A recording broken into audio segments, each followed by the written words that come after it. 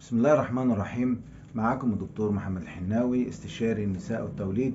هتكلم النهاردة عن الفرق بين الزكام والإنفلونزا والكورونا وحساسية الأنف أثناء الحمل. طبعا في فترة الحمل بتزداد الإصابة للحامل بفيروسات اللي هي نزلات البرد اللي اسمها زكام، والإنفلونزا والكورونا، وأيضا بتزداد الاحتمالية للإصابة بحساسية الأنف.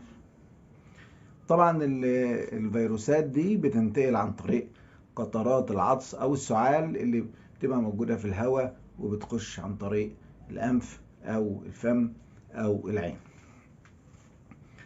لأن الجسم في هذه الفترة، فترة الحمل، لا يعمل فيها جهاز المناعة بكامل كفاءته.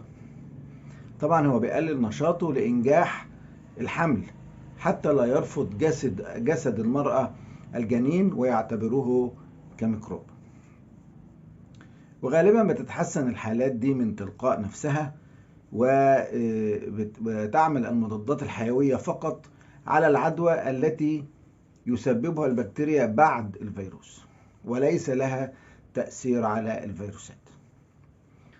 طبعا بتكون الخطورة مباشرة على الأم، ولكن غير مباشرة على الجنين، لأن العدوى لا تنتقل إلى الجنين.